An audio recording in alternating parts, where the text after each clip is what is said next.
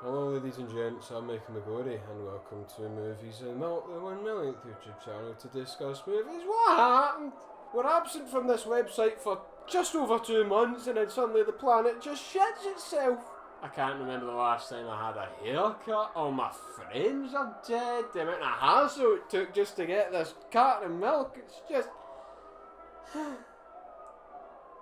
Anyway, welcome to day 1 of the Movies and Milk 30-day movie challenge.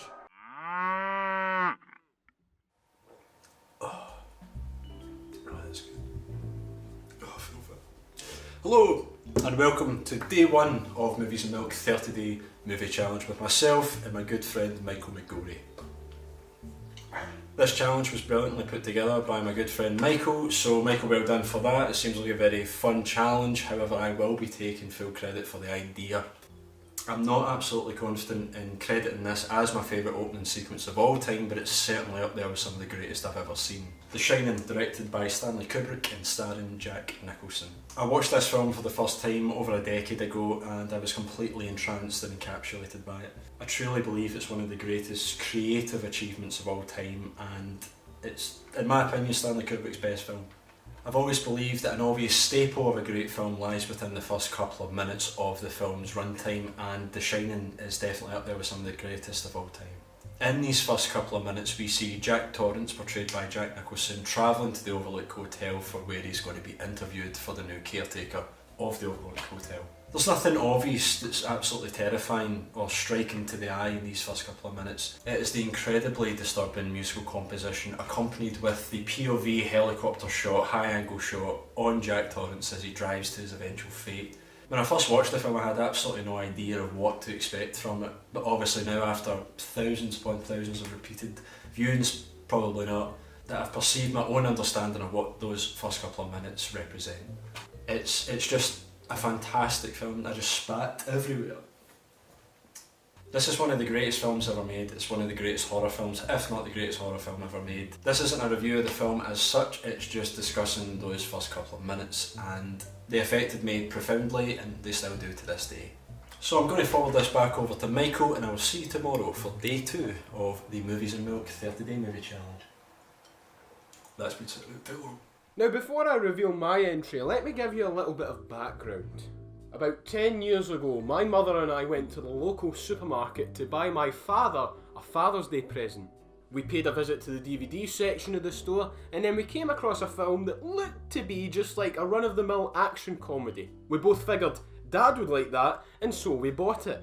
I say we, it was my mum that bought it because I was too young to purchase it at the time. So we bought it, we took it home, we wrapped it up, we gave it to my dad opened it and was like, "Thank you, son," and then proceeded not to watch it for like another 6 months.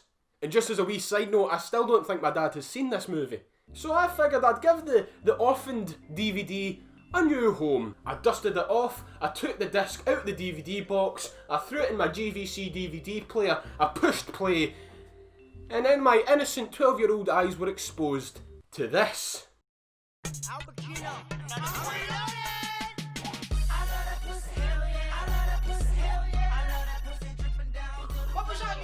Nothing mother, it's a film. That's right, I'm discussing the opening to 2008's Tropic Thunder, a film that not only turned out to be an action comedy, but a satire of Hollywood at the time. A satire that I still think rings true today. Now please, if you've not seen this modern day masterpiece, turn the video off now and go and watch it for yourself, because the film is just chock full with surprises and I don't wish to spoil the film for you any further. You have been warned.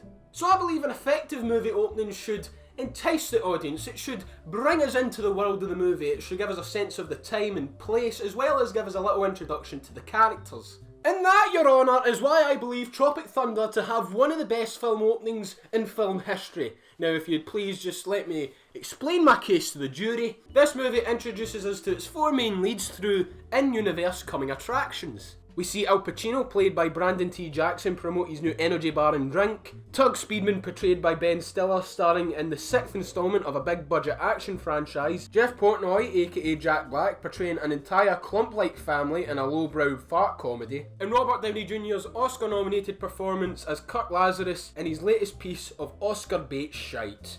And already it provides an excellent introduction to each of our characters. We could hazard a guess that Speedman is perhaps a washed up actor, just clinging on to that one action franchise that made him popular. We can assume that Jeff Portnoy is a loud and obnoxious Adam Sandler type. And Lazarus is a pretentious method actor just hoping to sweep up at the awards. Even that rather vulgar and shocking advertisement for Booty, Sweat and Bustin' It already paints a picture in our minds that Chino is perhaps a player. He maybe beds a different woman every night, when in actuality it's revealed later on in the film that he's a closeted homosexual.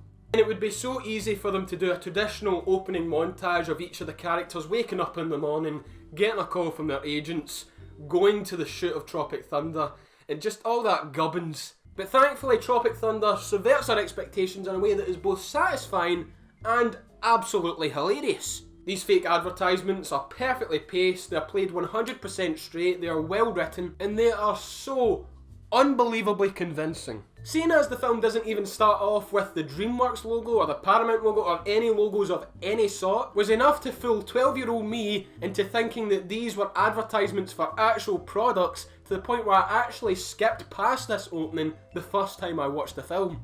It is absolutely wonderful. Again, if you've not seen Tropic Thunder, give it a watch, for it has one of the best openings of all time. I rest my case, Your Honour. Thank you so very much for watching day one of this 30-day daily series. Fucking hell. If you enjoyed this video, be sure to give it a like, tell us in the comments section what your favourite film opening of all time is, and whilst you're down there, why not hit that little subscribe button?